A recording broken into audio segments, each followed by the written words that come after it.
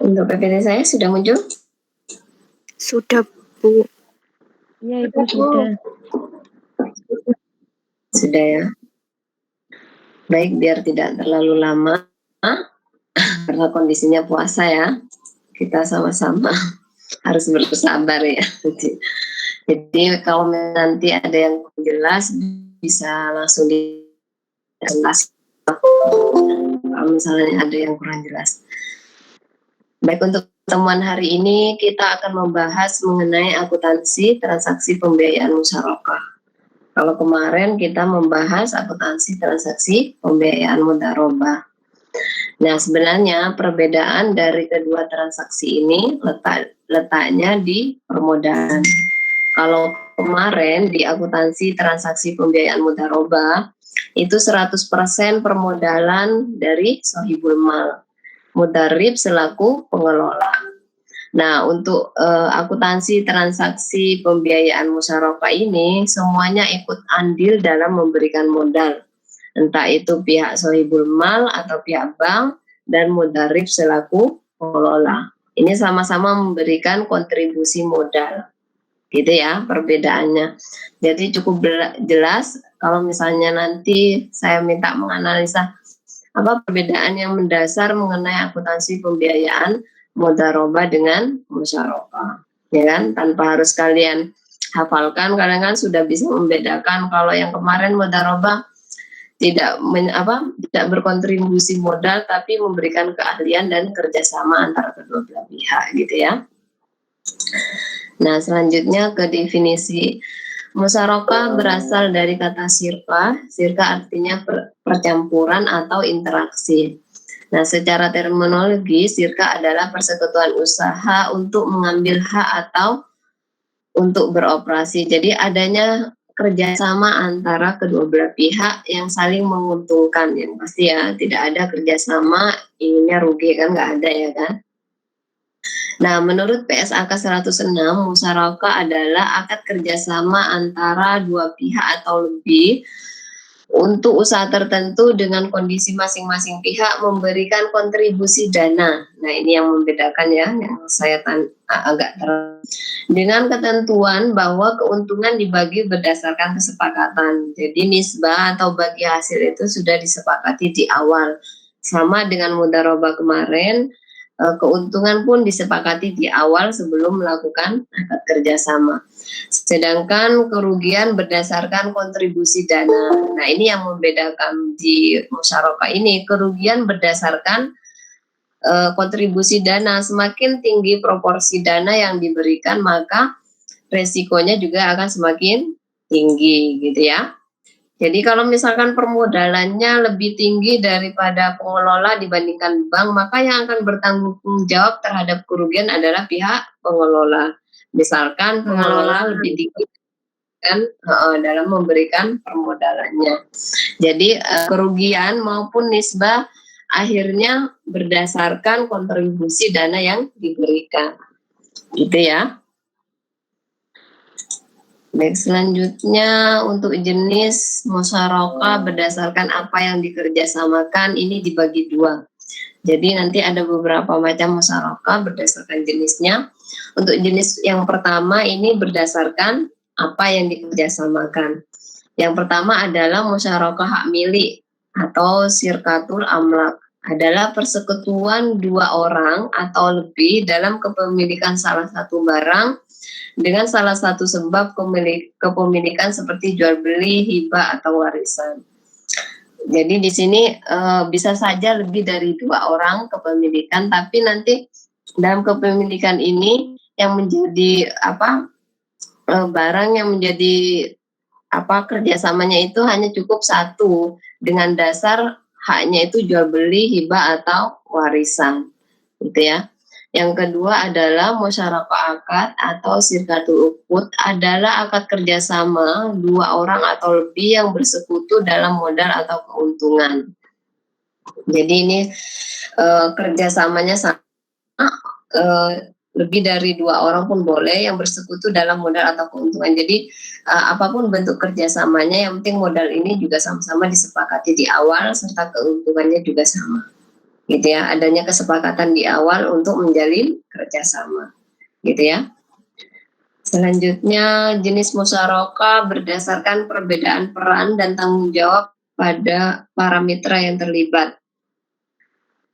Nah, di sini musyarakah diklasifikasikan menjadi 4. Yang pertama adalah musyarakah inan. Kewenangan mitra terbatas pada persetujuan mitra lain. Perbankan syariah dengan mitra aktif. Ini kan kerjasamanya pihak bank dengan mitra yang memang sudah berjalan gitu ya. Dia sudah mempunyai usaha, tapi mungkin untuk memperluas jaringan atau memperluas permodalan. Ini kan dengan mitra aktif, berarti ini kan sudah berjalan usahanya, ya kan? Yang kedua adalah musyarakah abdan, kerjasama antara mitra yang punya skill yang sama. Jadi antara pengelola maupun pemilik modal ini mempunyai keterampilan yang sama-sama bisa dipergunakan, ya kan?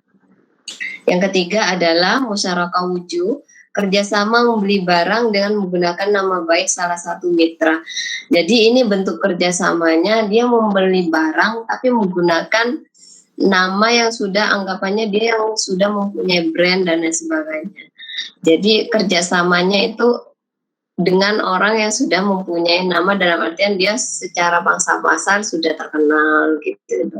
Jadi bentuk kerjasamanya ini cukup baik ya, karena mencari yang sudah memiliki peminat atau pangsa pasar yang sudah banyak gitu ya.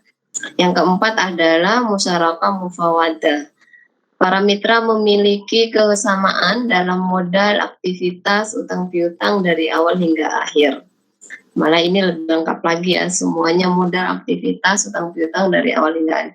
Jadi bentuk kerjasamanya lebih kompleks ya, keempat ini ya kan, karena menyeluruh dari permodalan, aktivitas, dan utang piutang dari awal hingga akhir sampai akad itu selesai.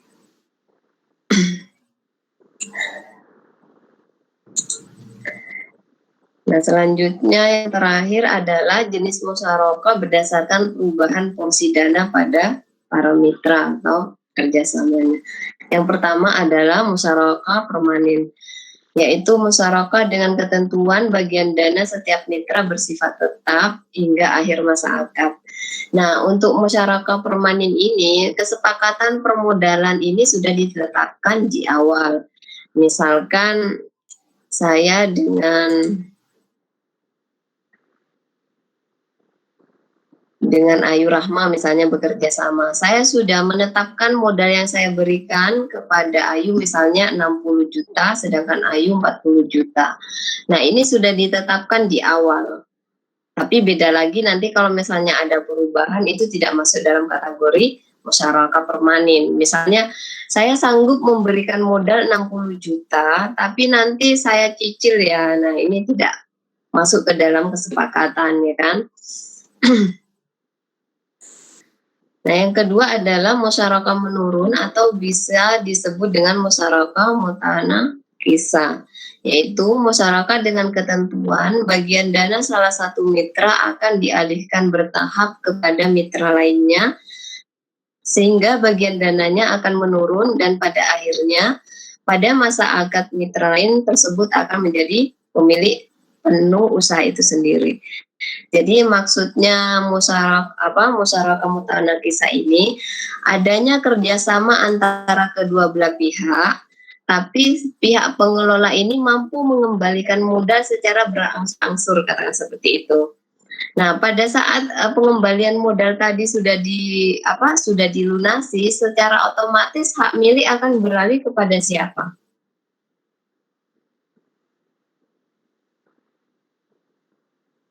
Coba dianalisa. Tadi kan kerjasama nih, udah kerjasama, terus si pengelola ini mempunyai kemampuan untuk mengembalikan modal, maka usaha ini akan menjadi milik siapa? Ini masuk ke musyarakah mutana kisah. Gimana Zeni? Pengelola, Bu. Baik, ya pengelola. Jadi si pengelola mempunyai kemampuan dan akhirnya menjadi hak milik, gitu ya. Jadi itu tidak menutup kemungkinan untuk menjadi hak milik pengelola karena pengelola bekerja keras katakanlah gimana supaya modal ini kembali sesuai target atau sesuai kesepakatan misalnya kerjasamanya 10 bulan. Sebelum 10 bulan modal ini sudah harus saya kembalikan katakan seperti itu. Nah ini masuk ke dalam kerjasama musyarakah mutanakisah gitu ya. Jelas perbedaan dari musyarakah permanen dengan musyarakah mutanakisah? Atau ada yang ditanyakan? Jelas, Bu. Jelas, Bu. Masih semua. Nggak ada bedanya kayaknya puasa sama enggak ya, sama semangat. Iya, Bu. Baik, saya lanjutkan. Nah, untuk rukun transaksi musyarakah ini hampir sama dengan rukun transaksi yang kemarin mudharabah. Yang pertama yaitu dua pihak transaktor ini meliputi sohibul mal dan mudharib, ya.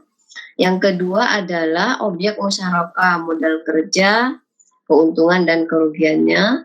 Terus yang ketiga adalah ijab dan kabul. Ini tidak boleh ditinggalkan rukun ini dalam melaksanakan transaksi musyarakah, ya.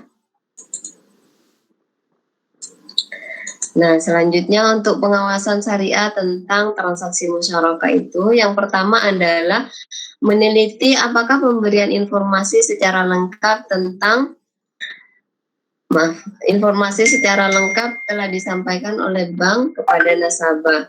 Jadi informasi dalam artian kerjasamanya seperti apa. Jadi semua informasi yang dibutuhkan oleh pihak nasabah maupun pihak bank ini sama-sama terbuka di awal. Yang kedua, menguji apakah perhitungan bagi hasil telah dilakukan sesuai prinsip syariah. Makanya dalam perhitungan bagi hasil tadi ditetapkan di awal skemanya seperti apa, ya kan? Yang ketiga adalah memastikan adanya persetujuan para pihak dalam perjanjian investasi musyarakah. Itu tadi ijab dan kabul. Jadi adanya serah terima, adanya kesepakatan kalau misalnya antara sohibul mal dan mudharib akan melakukan kerjasama, gitu ya. Yang keempat adalah memastikan terpenuhinya rukun dan syarat musyarakah. Ini sudah pasti ya. Yang kelima adalah memastikan bahwa biaya operasional telah dibebankan pada modal bersama musyarakah. Jadi semua perhitungan di awal itu sudah ditetapkan sebenarnya. Secara skemanya, pengeluaran, semua biaya-biaya yang sudah ditetapkan itu, semua perhitungannya, terus mau buka usaha apa, semuanya itu sudah dalam bentuk kontrak ya, kontrak kerjasama antara sohibul mal dengan mudharib. Yang terakhir yaitu memastikan bahwa kegiatan investasi yang dibiayai tidak termasuk jenis kegiatan usaha yang bertentangan dengan syariat. Makanya harus ada keterbukaan di sini antara kedua belah pihak, ya kan? Karena memang pembiayaan yang dilakukan dengan akad transaksi syariah itu harus usaha yang produktif itu sudah pasti, tapi tidak menyimpang dari syariat Islam, ya kan? Meskipun nanti produktif tapi menyimpang, otomatis kan tidak diperbolehkan juga, ya kan? Makanya produktif sekaligus tidak bertentangan dengan syariat Islam, gitu ya. Nah, untuk skemanya ini seperti ini. Jadi sebelum melakukan akad kerjasama sama dengan mudharabah kemarin adanya negosiasi, adanya kesepakatan dulu untuk jenis, terus modalnya, bagi hasilnya, semuanya sudah ditentukan di awal. Baru nanti ketika negosiasi sudah deal akan dilakukan akad musyarakah, ya kan? Jadi antara kedua belah pihak yaitu nasabah sebagai mitra aktif, bank syariah sebagai mitra pasif. Kenapa bank syariah dikatakan mitra pasif? Karena bank syariah hanya ngasih modal yang menjalankan si mitranya itu, si nasabah. Baik. Jadi bank dikatakan mitra pasif karena memang hanya menyumbangkan modal, tapi yang mengelola adalah nasabah sebagai mitra aktif, gitu ya kan. Cuma sumbangsinya hanya sekedar modal, ya kan, dan memantau ya bagaimana kinerja dari pengelola itu tadi, tapi tidak ikut andil dalam pengelolaan secara keseluruhan, gitu ya. Nah, pada saat kerjasama sudah dilaksanakan, pelaksanaan usaha produktif ini tadi, selanjutnya akan menerima proporsi laba, ya kan, antara si pengelola dan yang ngasih modal, yaitu bank syariah. Nah, ini yang poin kelima ini tadi masuk ke dalam musyarakah mutanakisah. Jadi penerimaan kembalian modal. Jika modal sudah dikembalikan, maka usaha itu akan menjadi hak nasabah, gitu ya. Iya, Bu. Nah, untuk membagi hasil usaha, keuntungan sesuai nisbah ini juga disepakati di awal. Kerugian tanpa kelalaian nasabah ditanggung oleh modal. Jadi akhirnya untuk kerugian ini ditanggung berdasarkan proporsi modal. Semakin tinggi modal yang diberikan, maka kerugiannya juga akan semakin tinggi, berbanding lurus dengan porsi laba yang diterima, gitu ya. Tapi kalau misalkan di mudharabah kemarin, proporsinya yang bertanggung jawab penuh terhadap kerugian adalah si pemilik modal. Jika tidak terjadi kelalaian yang diakibatkan oleh pengelola, ya kan. Tapi kalau di sini apapun bentuk keadaannya, dalam artian proporsi kerugian akan dibagi rata sesuai proporsi modal tadi, gitu ya. Baik, saya lanjutkan langsung ke studi kasus saja ya. Nah, ini untuk teknis perhitungan dan penjurnalan transaksi musyarakah. Pada tanggal 2 Februari, Bu Nasibah menandatangani akad pembiayaan usaha penggilingan padi, membeli padi, menggiling, selanjutnya menjual beras dengan Bank BMS, yaitu Bank Murni Syariah, dengan skema musyarakah sebagai berikut. Nah, untuk nilai proyek yang sebenarnya kerjasamanya membutuhkan modal sekitar 80 juta, ya kan? Ini secara keseluruhan. Nah, untuk kontribusi bank ini akan memberikan dana musyarakah itu sekitar 60 juta dan pembayarannya akan dibagi menjadi 2 tahap. Untuk tahap pertama ini akan diserahkan 35 juta dulu, dilakukan tanggal 12 Februari. Pembayaran tahap kedua sebesar 25 juta dilakukan tanggal 2 Maret. Dari studi kasus ini berarti nggak masalah dong pihak bank memberikan dana tidak secara langsung. Apakah seperti itu? Berdasarkan uraian tadi berarti kan modal yang diberikan tidak langsung diserahkan pada saat akad transaksi dilakukan, ya kan? Ini bertahap akhirnya. Tapi kalau kemarin kasus yang mudharabah menyerahkan permodalan secara langsung pada saat akad transaksi dilakukan, gitu ya. Jadi tidak menutup kemungkinan bahwa modal yang diberikan itu akan bertahap sesuai dengan kesepakatan, gitu ya. Nah, untuk kontribusi Bu Nasibah selaku pengelola ini menyumbangkan modal 20 juta. Nisbah bagi hasil ini sudah disepakati. Bu Nasibah ini memperoleh 75%, sedangkan pihak bank memperoleh 25%. Nah, periode kerjasamanya berlaku selama 6 bulan. Gitu ya. Nah, selanjutnya untuk teknisnya. Oh ya, ada biaya administrasi sekitar 600.000, 1% dari pembiayaan bank. Ini juga sudah ditetapkan bahwa administrasi 1% dari 60 juta tadi. Untuk objek bagi hasil, yaitu laba bruto, selisih harga jual beras dikurangi dengan harga pembelian padi. Nah, untuk skema pelaporan dan pembayaran porsi bank, yaitu nisbah bagi hasilnya, setiap 3 bulan, 2 kali masa panen, coba dicermati. Nah, untuk skema pelaporan dan pembayaran porsi bank setiap 3 bulan setiap 3 bulan pembayarannya 2 kali masa panen. Nah, pada tanggal 2 Mei dan 2 Agustus. Berarti pihak Bu Nasibah akan memberikan nisbah bagi hasil tadi kepada bank setiap tanggal berapa? Yang Agustus. Ya, jadi untuk nisbah bagi hasilnya sudah disepakati tanggalnya ya 2 Mei dan 2 Agustus. Skema pelunasan pokok musyarakah permanen. Nah ini berarti untuk kerjasamanya ini menggunakan musyarakah permanen tadi ya, yang terakhir macam-macamnya musyarakah permanen sama musyarakah menurun tadi. Dilunasi pada saat akad berakhir tanggal 2 Agustus. Dan ini pada saat berakhirnya ini nanti kondisinya juga pun akan menyesuaikan dengan keadaan si Bu Nasibah, apakah Bu Nasibah mampu mengembalikan modal yang dipinjam atau tidak, gitu ya. Jadi ada beberapa kemungkinan. Kalau misalnya langsung bisa dikembalikan, otomatis kan masuk ke dalam rekeningnya ya bank secara langsung. Tapi kalau misalnya diangsur, masuk ke piutang, gitu ya kan. Baik, saya lanjutkan kepada tahap pertama. Nah, pada saat tahap pertama yaitu terjadinya akad, ya kan? Saat akad disepakati, tadi kan disepakati ya, sudah deal ya, akan melakukan kerjasama dengan kontribusi modal 60 juta dari pihak bank, 20 juta dari pihak ibunya ya kan. Bank membuka cadangan rekening pembiayaan musyarakah untuk nasabah dan mendebet rekening untuk biaya administrasi.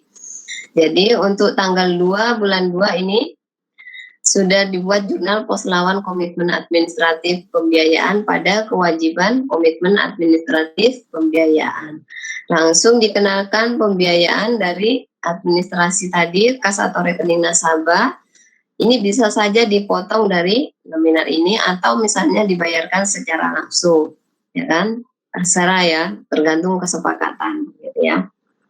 Yang penting biaya administrasi sudah ditetapkan di awal yaitu 1% dari 60 juta. Gitu ya. Ada pertanyaan di akad yang awal ini?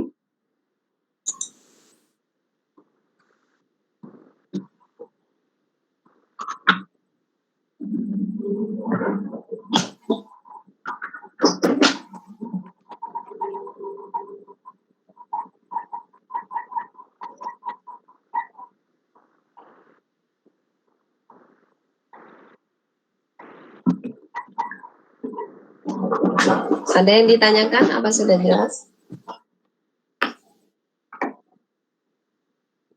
Belum ada, Ibu.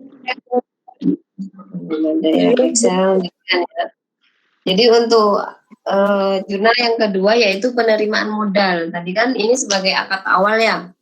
Akad awal pada saat transaksi. Selanjutnya yaitu saat penyerahan pembiayaan musyarakah, yaitu modal yang diberikan ya kan. Dalam kasus Bu Nasibah ini, pada tanggal 12 Februari, bank mentransfer sebesar 35 juta. Tadi kan sudah disepakati di awal ini ya, bahwa tahap pertama akan diserahkan tanggal 12 Februari, gitu ya. Jadi lebih dicermati lagi bahwa modal yang akan diberikan oleh pihak bank akan diangsur selama 2 kali. Ya. Nah, ini ya.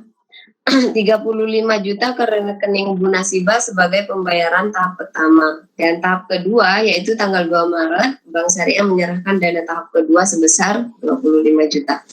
Jadi pada saat tahap pertama tanggal 12 Februari untuk jurnalnya yaitu pembiayaan musyarakah pada kas atau rekening nasabah 35 juta. Ya kan? Jurnal selanjutnya yaitu kewajiban komitmen administratif pembiayaan pada pos lawan komitmen administratif pembiayaan. Jadi nanti pada saat penerimaan modal ada 2 jurnal. Tahap pertama yaitu modal diterima 35 juta. Tahap kedua tanggal 2 Maret sekitar 25 juta. Ini yang kedua. Jadi saat penyerahan pembiayaan masyarakat tahap kedua. Jadi jurnalnya sama, ya kan? Cuma tanggal yang tadi disepakati menyesuaikan. Ini kan akan diserahkan tanggal 2 bulan Maret, gitu ya. Jadi penyerahan modalnya memang bertahap, tapi tidak selang lama ya. Anggapannya tadi kan 12 Februari, ini tanggal 2 Maret sudah diserahkan gitu ya. Nah, selanjutnya ketika penyerahan modal dilakukan, akan melakukan pembagian nisbah bagi hasilnya ya. Nah, saat penerimaan bagi hasil bagian bank, ini kan tadi pembagiannya 75% dan 25%. Nah, untuk realisasi laba bruto usaha Bu Nasiba selama 2 kali masa panen yang dilaporkan pada tanggal 2 Mei dan 2 Agustus. Tadi kan sudah ada nih di soal bahwa bagi hasil akan diserahkan 2 Mei dan 2 Agustus, ya kan? Sudah disepakati seperti itu, ya kan? Karena memang menghasilkan keuntungan dengan masa 2 kali masa panen, makanya akan diberikan selama 2 kali periode ini, yaitu 2 Mei sama 2 Agustus. Nah, untuk panen yang pertama, jumlah laba brutonya sekitar 14 juta. Nah, ini proporsinya berarti 75% dari 14 juta ini menjadi hak Bu Nasiba, dan porsi bank ini sudah jelas 25%, yaitu 3.500.000. Untuk tanggal pembayarannya ini jelas 2 Mei sesuai dengan kesepakatan, ya kan? Nah, untuk masa panen yang kedua ini, Bu Nasiba tidak menyerahkan sesuai kesepakatan, yaitu 2 Agustus. Ya, Bu Nasiba memberikan bagi hasilnya itu 12 Agustus. Nah, keadaan seperti ini masuk dalam pendapatan apa piutang? Piutang. Baik, sudah jelas ya perbedaannya ya. Jika diserahkan melebihi ketentuan yang disepakati di awal, maka masuk ke dalam piutang. Sama kasusnya seperti kemarin, iya. Jadi transaksi di atas dapat diklasifikasikan dalam 2 bentuk. Masa panen pertama, penerimaan bagi hasil yang pembayarannya dilakukan bersamaan dengan pelaporan bagi hasil. Intinya berdasarkan jatuh tempo, ini sudah sesuai.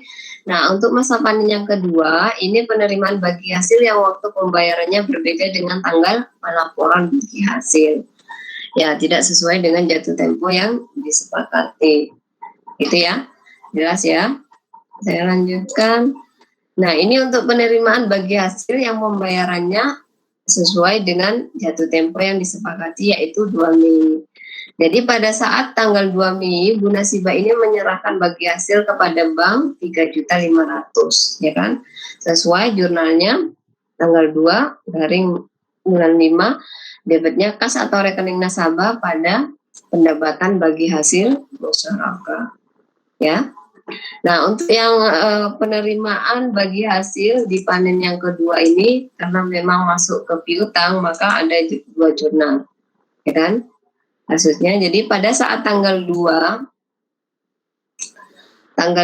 ini masuk ke piutang pendapatan bagi hasil musyarakah pada pendapatan bagi hasil musyarakah aktual. Kenapa aktual? Karena memang tidak diterima secara langsung, Mas Ian, dalam bentuk piutang, bukan dalam bentuk kas, ya. Pada saat tanggal 2 ini masih dalam bentuk piutang, gitu ya. Nah, karena diserahkan pada saat tanggal 12, ini baru masuk dalam bentuk kas. Kas pada piutang pendapatan bagi hasil musyarakah, gitu ya. Jadi sudah jelas. Nanti kalau misalkan pembagian bagi hasil yang sudah ditetapkan melebihi batas waktu, kalian perlu ingat bahwa itu masuk dalam piutang, gitu ya. Nah, selanjutnya yaitu pada saat akad berakhir, ini sudah selesai kerjasama. Nah, yang pertama, pada saat pembiayaan, Bu Nasiba ini mampu mengembalikan modal yang dipinjam kepada pihak bank. Katakanlah seperti itu. Misalkan pada saat jatuh tempo tanggal 2 Agustus, saat jatuh tempo ini Bu Nasiba sanggup melunasi modal yang dipinjam, yaitu sekitar 60 juta tadi, maka jurnalnya kas atau rekening nasabah kepada kreditnya pembiayaan musyarakah, gitu ya. Ini untuk akad berakhir ketika Bu Nasiba mampu mengembalikan modal yang dipinjam.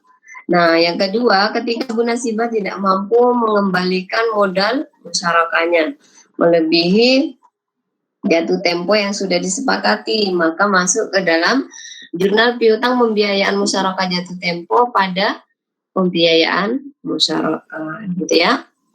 Ada pertanyaan? Jadi kasusnya hampir sama dengan yang kemarin untuk pembiayaan mudharabah. Jadi ada 2 skema, nanti misalkan si pengelola modal mampu mengembalikan modal yang dipinjam atau tidak, ya kan?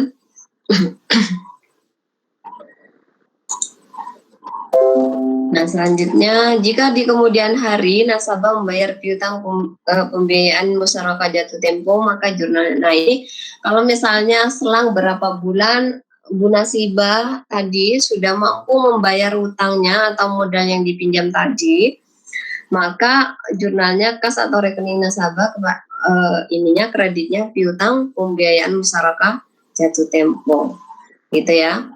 Jadi kalau misalnya sudah mau dilunasi tapi nggak pada saat tanggal yang sudah ditetapkan, gitu ya kan, melebihi dari batas waktu yang sudah ditetapkan, gitu maksudnya, gitu ya. Ada pertanyaan? Untuk pembiayaan ini masih maksudnya nggak terlalu sulit jika dibandingkan dengan akad transaksi yang lain, karena memang seperti yang kemarin mudharabah dengan musyarakah ini hampir sama, ya kan, untuk penjurnalan, terus perhitungannya, ya kan, permodalannya juga hampir sama. Cuma yang membedakan hanya sekedar skema modal yang diberikan, gitu aja, ya kan. Hampir sama sebenarnya untuk akadnya. Gimana? Ada yang perlu kita bahas?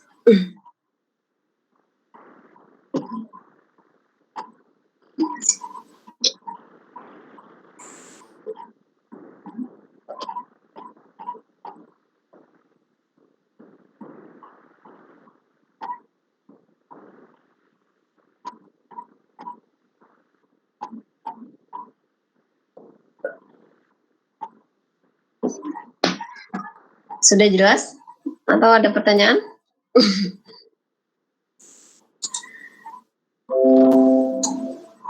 Nah, untuk selanjutnya ini hanya sekedar penyajian aja, nanti kalian bisa pelajari ya. Pelajari sendiri. Yang penting tadi untuk perhitungan dan penjurnalannya sudah jelas, gitu ya. Oh, udah lemes semua ini. Ya udah, saya ngerti, saya juga lemes kok, tenang aja. Apalagi saya yang ngobrol ya. Kalian kan cuma mendengarkan aja sudah lemes, apalagi ya menjelaskan, gitu ya. Baik, saya rasa cukup dicermati ya, cukup kalian pelajari lagi nanti PPT-nya. Kalau misalnya ada yang kurang jelas, bisa kita diskusikan di grup untuk mempermudah kita komunikasikan mana yang kurang jelas, ya kan? Baik, jika tidak ada pertanyaan, pertemuan hari ini bisa saya akhiri. Nah, untuk hari Jumat nanti pertemuan yang ke-7 ya kan ya, seharusnya ya. Jumat ini e-learning ya kan, kesepakatan awal e-learning. Nanti kalau misalnya ada yang nggak bisa buka si Podu, itu resumenya bisa dijapri ke saya, gitu ya. Kehadiran akan menyesuaikan mengumpulkan resum atau tidaknya. Jadi kalau mengumpulkan resum saya anggap hadir, gitu ya, biar mempermudah kalian. Nah, untuk UTS-nya nanti usahakan yang keblokir ini segera diurus biar nanti bisa mengakses UTS, gitu ya. Kalau misalnya mentok tidak bisa, dalam artian tetap tidak bisa karena keadaan yang tidak memungkinkan, tolong konfirmasi ke saya pada saat itu juga. Jangan sudah selesai UTS baru kalian konfirmasi. Karena tetap perlakuannya sama, mengikuti sesuai jadwal UTS yang sudah ditetapkan. Ya, meskipun misalnya nanti ada yang tidak bisa membuka si Podu, katakan seperti itu, tetap mengikuti UTS pada jadwal yang sudah ditetapkan, tapi nanti jawabannya langsung dijapri ke saya. Itu mempermudah kalian karena memang kondisinya katakanlah tidak memungkinkan, tapi kan kalian ada usaha untuk mengurus, katakan seperti itu ya kan. Emang kalau sampai kalian UTS-nya menyusul, akhirnya kan tidak bisa bareng-bareng dengan teman kalian, gitu ya. Dan pasti kalau menyusul soalnya akan berbeda, gitu ya. Kalau UTS-nya nyusul maupun UAS-nya. Baik, ada yang ditanyakan atau cukup jelas? Ibu, saya izin bertanya. Iya. Untuk materi UTS-nya itu sampai bab musyarakah ini atau sampai dengan bab hari Jumat tentang murabahah, Ibu? Iya, tentang murabahah terakhir, ya kan? Pertemuan ke-7 kan murabahah. Jadi